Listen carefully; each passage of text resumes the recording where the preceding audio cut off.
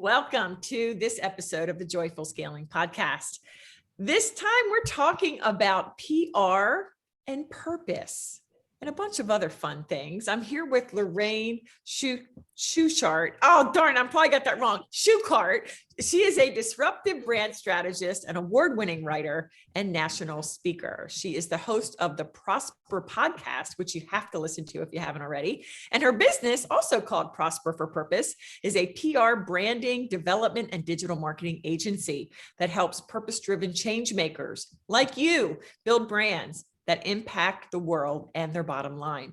Her company holds the prestigious B Corp certification, which if you're not familiar, that means that they meet the highest standards of verified social and environmental performance, public transparency, we all love transparency, and legal accountability. I met Lorraine in a mastermind we're both part of, and she is equal parts beautiful woman of God and savvy CEO. You are going to love her. So let's welcome Lorraine to the show.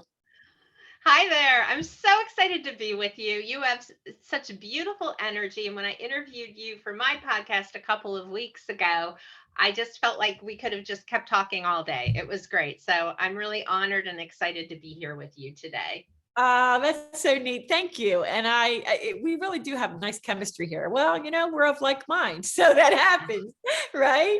Yes. Well, let's start. We have a bunch of really great questions around PR and your work, but I want to start here. You say that you work with value-driven people, like purpose-driven people, and they want to serve value-driven consumers. So what are the best ways for companies to really connect with their buyers? Yeah. So to me, it all starts by being clear on what your brand purpose is. And I stress brand because there's kind of three levels of what people think of as purpose. And so the first one is your passion. So you might make a list of 20 things that you're passionate about, but they're not really your purpose. Purpose comes from your personal sense of what you were put here by God to do.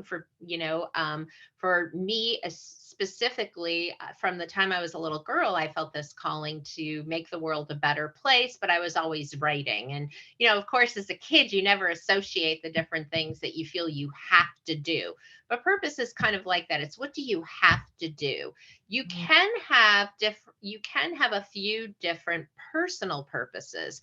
So, from the time I was young, also, I knew that one of my core purposes was to have children. I just felt like that was really part of a plan. And I remember being a little girl of like 10 and 11, and there was a family that sat in front of us in church each week, and their little one that would be held by mama or dada would always reach for me and want to come to me. And I remember the parents saying, we don't know what his fascination is with you, but I always drew children to me because I love them and I couldn't wait to be a mom.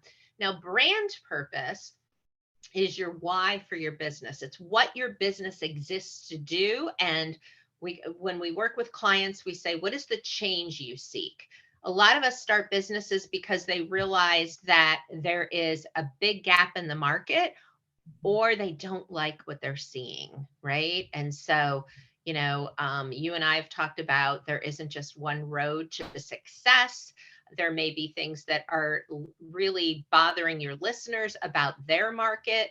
And so your purpose comes from the change you seek to make with your business and through your business. And that is different than your vision and your mission, but we can talk about that later. Okay. No, that is so good. Well, actually, can we do that now? Like that is Yeah. So I don't know. I love the way you broke that down, even personal purpose to brand purpose, because I always knew I was going to be a mom, or hope that I would be, I guess. And I never really thought of it as a purpose. It was just kind of like a given. So you're right, though. I mean, it's because God put it in us and said, okay. Yeah. And if someone said you couldn't be a mom, that you couldn't either have children or adopt, that you couldn't have children at all, you would have fought for that tooth and nail. And that's the difference between just assuming or accepting that things are going inevitable, and just really feeling them from your soul that they're important to you, right? And Yeah. that you would feel unfulfilled if these things didn't happen. Mm. Yeah. So yeah, so just to kind of take that a little bit further, so your vision, so I can just say, like, for us, our purpose is communications for a better world, and we articulate that as communications for a more just and sustainable world. And most of our work is focused in with some kind of social entrepreneurship or environmental impact work. So that's how we phrase that. And communications is the first part, and that's our gateway. That's how we contribute to a Mm. more just and sustainable world. Now, someone else might go about it a completely different way. Maybe they're the CFOs that help manage your money so that you can donate to actually further your impact on the world through donations. And so that could be a different kind of purpose. Your vision is your purpose realized, which, like, is so exciting, right? So your purpose and is supposed to be inspirational. So I talk about that as it's your North Star. It guides your direction. You have a purpose. You're on your way to fulfilling it.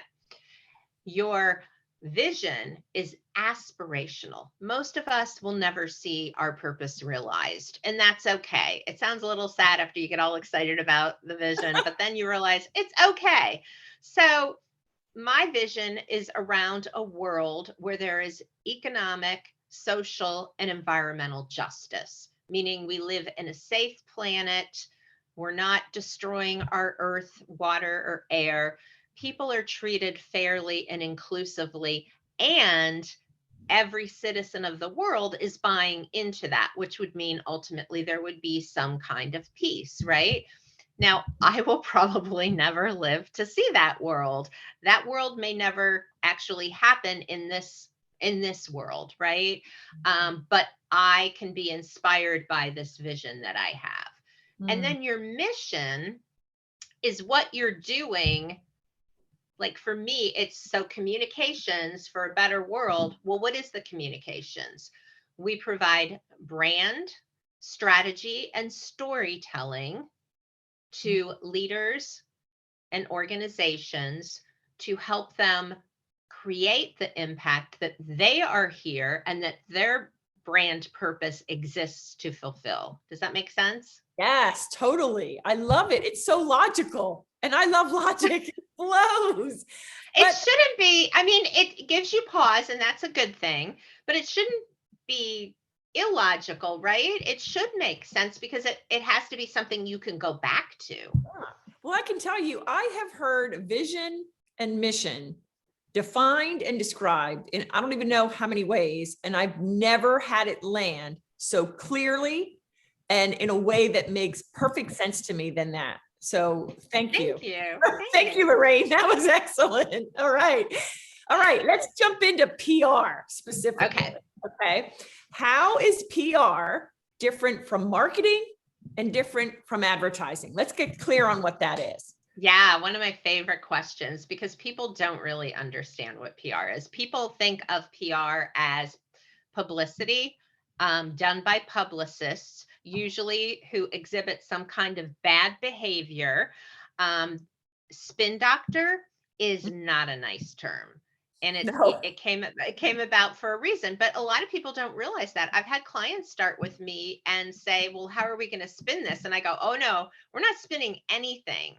We're going to tell your story in a way that will resonate with the people that you want to serve." But spinning implies that you're distorting the truth. And then they go, "Oh, I'm so sorry. I'm so sorry." But it's just become part of our vernacular. And we use terms like spin and spin doctor and even PR without really understanding what they are. So PR is actually the growth of mutually, and this is so important, mutually beneficial relationships between an organization and its stakeholders, not its shareholders, it's stakeholders. So that's why you get internal communications. If anyone who's listening ever worked in a big business, there's an internal communications person or department.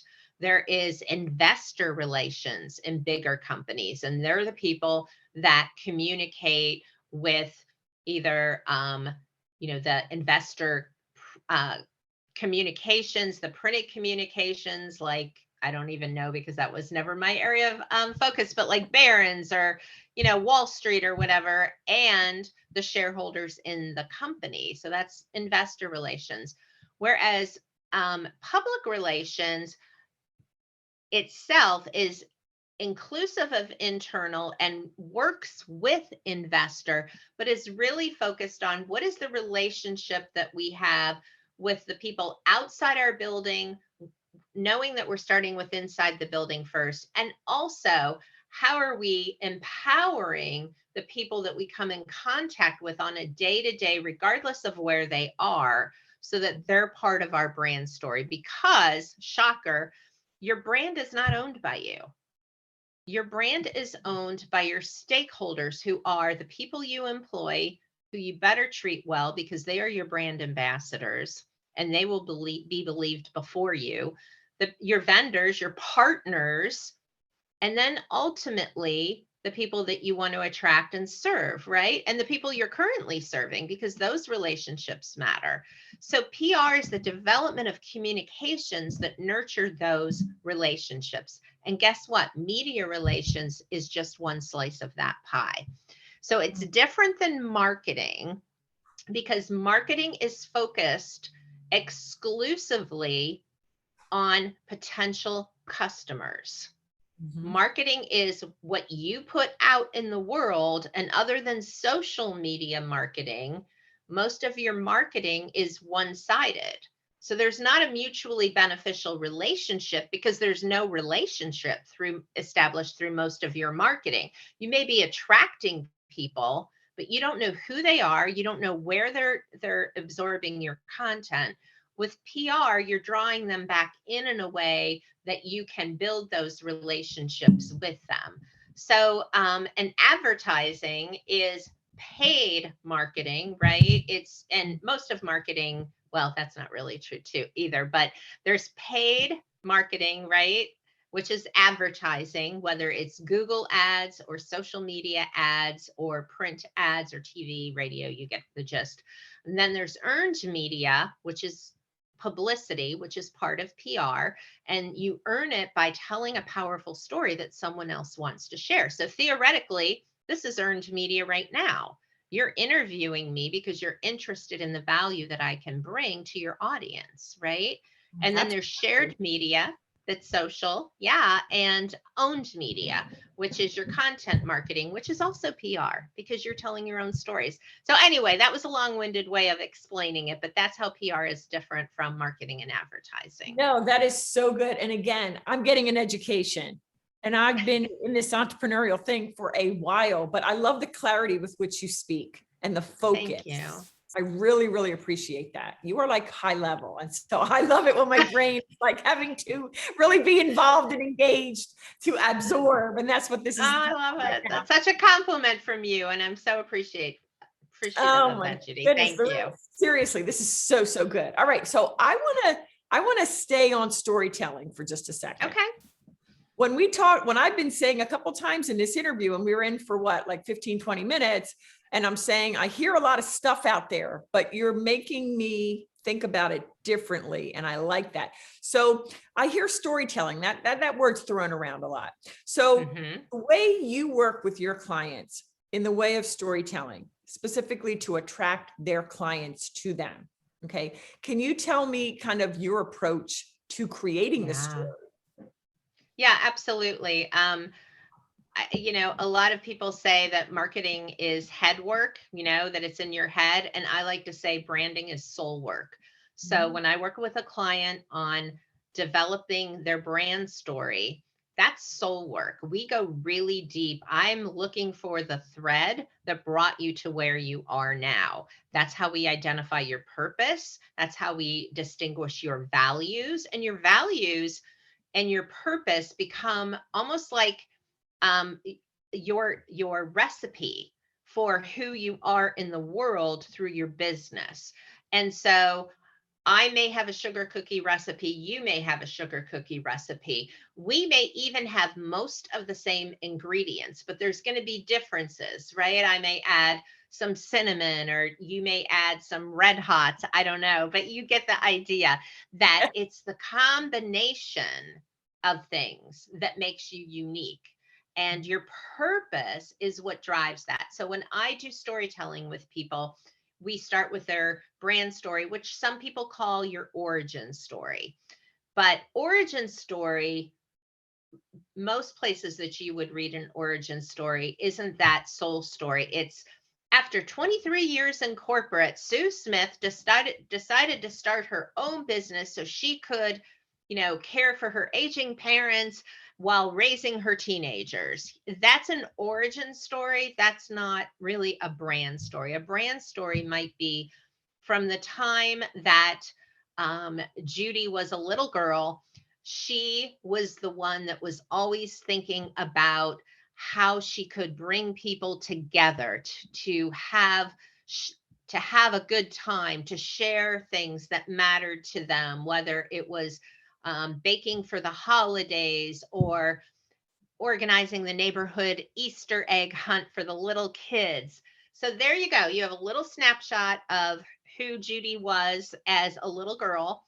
And then as Judy grew older, those tendencies to nurture and organize led her to do A, B, and C. After several years of that, Judy had a vision for her own company that could da da da da da da. Now that's a super simplistic form. We actually do a lot of work, a lot of questions, a lot of sitting with things and revisiting them to really get it right. But what I do essentially is go back and find where the thread started and pull it so that we can create something bigger and better from it. And that really resonates with people, right? Because you've been like really bare and vulnerable with them. And it's like, wow, that's such a good story. I want to know more about this person. Yeah, I love that. It goes deeper below the surface stuff that seems to be easier to kind of grab onto in the way of story. What I found though, and I'm curious, maybe because you and your team actually do the work, this high level work, this thinking work. But what I find is when I work with my clients on this whole idea of brand and creating Mhm. story, it's often difficult for them to find the extraordinariness or even, something that I say, oh my gosh, that's so extraordinary. They're like, really? That was like no big deal. Like they don't see it. So can you speak to that a little bit? Yeah, absolutely. For us, so my background is, well, I shouldn't say my background. My degree's in journalism, and I've always been a curious person. And what I tend to be really good at is listening, asking core questions, but listening. And then based on the answer, I know what question to ask next. And so we don't see our own genius. Like most of us don't. Someone has to tell us that thing that you do or that you just did. Like, no one does that. Did you know that's extraordinary? Just like you said. And so people need help with that. I'm a brand expert and I go to outside people to tell me what they see. This is what I'm trying to project. This is what I think I'm doing. Because when we're sitting in the container, we can't read the label. We don't know what's facing the world. We're not objective. We're sitting in the box. Yeah. I love that analogy. If you're inside the bottle, you Yeah, can't see the label. And that's that's right. why we're like, what? Was that a big deal? Oh, Right, right. oh my goodness. That's so good. Thank you for that. All right. How about Oh, this? yeah. I know that you are all about, business as a force for good. That is one of your mantras. I hear you talk about that all the time. What is that? What does that mean? Business is a force for good. Yeah, business as a force for good comes. It's a saying that I picked up from B Lab, which is it's B Corp certification, which you referenced. So you can be a conscious capitalist it basically means that regardless of the label you put on, conscious capitalism, certified B Corp, benefit corporation, or just I'm an entrepreneur who cares about things, you can use your business as a force for good. And the way that you think about that is typically leaders who want to use their business as a force for good kind of buck the Milton, I think that's his name, Milton Friedman model of the 1970s, where the core purpose of business is shareholder value. And we say, no, it's not, because money for money's sake is not purposeful. Instead, we prioritize, and anyone can do this, we prioritize stakeholder value over shareholder value. Do we want to make money? Heck yeah, because the more money we make, the more good we can do, hence prosper for purpose. That's the whole Amen. idea Yeah. behind it. So we look at a triple bottom line: people, planet, and profit. And it's like a three-legged stool. If I have profit, but I'm not taking care of my people, that stool is not steady. If I have profit, but I'm contributing excessively to waste or not caring for the land that I'm on, the community that I'm in, then it's a two-legged stool again. And so when we can bring that all together, we are living and promoting a balanced business. So business for good takes it a little bit higher than that, because that it also means the intent of our business is to make a positive impact. But I don't really think people go into starting a business for the money. I think they start with this idea that they want to provide something that they see missing, this transformation that they feel called to bring to the world. But we're so busy doing, we don't take the time to think, if I could figure that out and articulate it, I would actually attract the people I want to work with. Wow, that's so poignant. And it's true, because I've never met a woman, no matter if she's just starting out or if she's making millions every year, truly every single woman that I've ever spoken to in business has said, I didn't get in this for the money. I got in this to make a difference. And isn't that a beautiful thing? I don't know if all men are like that, but I've never I met don't a either. I don't think men, even the men that are, and I bet a lot of them are, but they just, men, I think this is changing, but, generationally, and just the way that men and women were raised was very different. But I also think, you have people that specialize in energy, and the reality is that feminine energy and male energy are very different. It doesn't mean men don't care about making an impact, but they may just assume that they'll do it in a way that is separate from their business. But I know plenty of men leading certified B Corps, from Ben and Jerry's to Patagonia, and many, many other companies, Warby Parker, that were founded by men that wanted to have a positive impact. And the three companies I just mentioned are all certified B Corps. So there are men out there that are using their business as a force for good. I have to shout out Warby Parker. That's the eyeglass place, right? Yeah. Their marketing is phenomenal. Just, I love their whole thing, like revolutionary. You shouldn't have to take out a mortgage to afford a pair of glasses. So good. All right. Well, we're running out of time. I want to ask you one more question. Okay. We talked a lot about purpose, but I want to make sure there isn't something about purpose that we didn't get to. Specifically, why are we hearing so much about it these days? And how can our businesses use purpose to be even more successful? I don't know if there's anything else that we could address in that regard.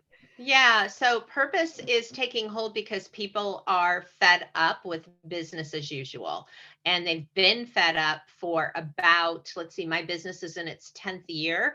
And I heard about purpose probably a lot starting in 2015. So before the pandemic, before a lot of the things that have happened since then, people are just fed up with business as usual. So you're thinking, people are talking about a purpose beyond profit. And so that's why, and then everybody was latching on to the purpose part of that and thinking, well, what is that purpose beyond profit? So I think that we're in a paradigm shift. and it's going to be a purpose paradigm. And you're going to see more companies trying to articulate their purpose. If you do it wrong, people will call you out. And you see people doing that. You see big companies that have that have jumped on the purpose bandwagon, but not been authentic about it. And, consumers are smart and they can sense fraud a mile away. Now, there are always rebel rousers. So if somebody's out there and they're trying to be sincere and they have, people, I'm blanking on what you call them, but they're just people that are just out there looking for places to make bad comments or leave bad reviews. You just have to ignore them and move on. If you know your purpose is authentic, you will attract people who are values aligned with you. So articulating your purpose and doing the soul work to think, what is the change that I seek, that I'm trying to make? And being able to articulate that and tie your marketing back into that. This is another way that we help people do X, Y, and Z. Just a subtle reminder, you're going to see your marketing shift and become easier, and you're going to see that you're attracting the clients and customers that you want to be working with.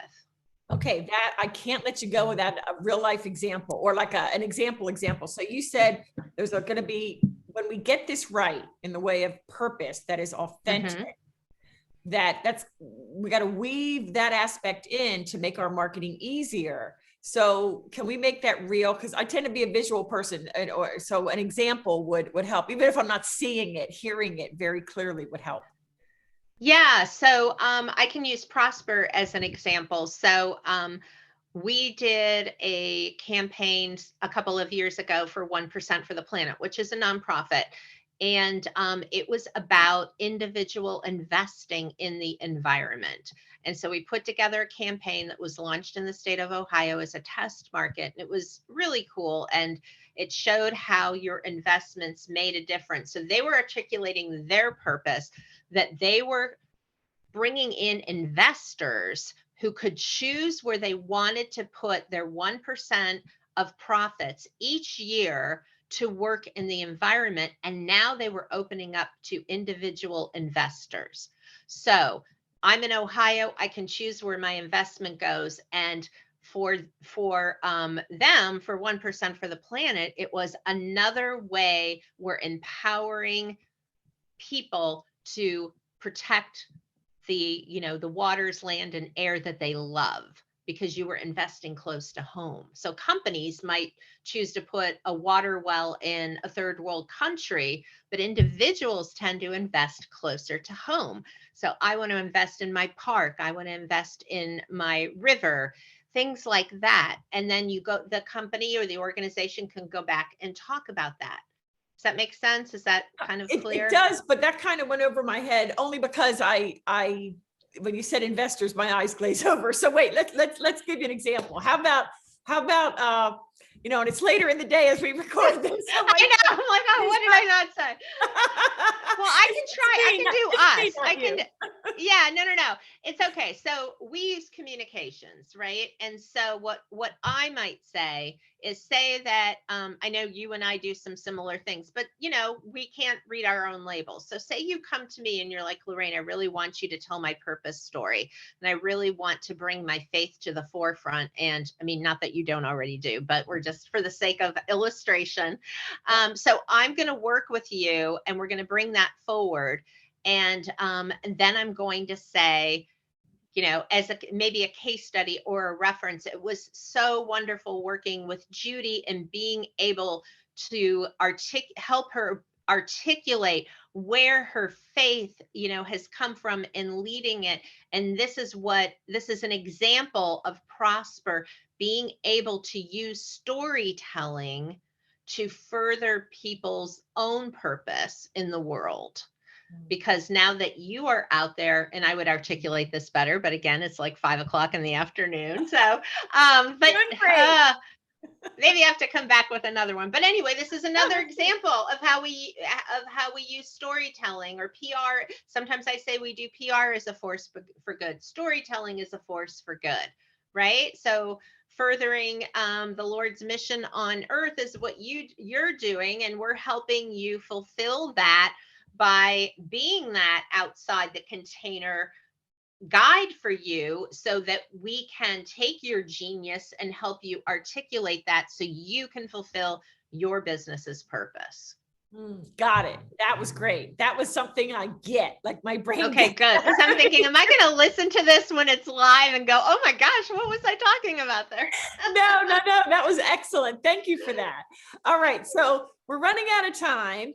Before I get to this amazing freebie that you're offering our audience, is there anything on your heart that we haven't yet spoken about in your world that you really want to get out? You've dropped so many good nuggets already, but Oh, is there thank anything? you.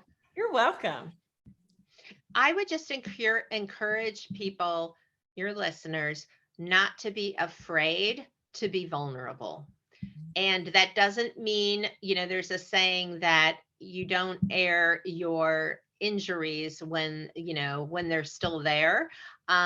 You wait until they're healed. And I'm not even necessarily talking about that. But a lot of us, myself included, spend a lot of time thinking, if I share this, what will people think of me?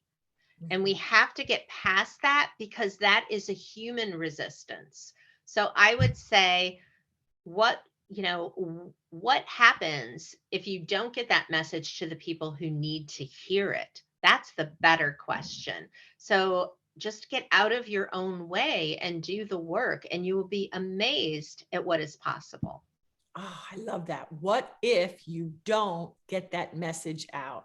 That's got to be what drives us. Wow, that really hit home. I love it. All right. So you are gracious enough to offer your PR guide ebook.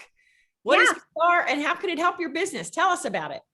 Yeah, it's just a really good overview for people that think they know what PR is, but they're like, oh, that's something I'll get to 5 years down the road when I can hire someone.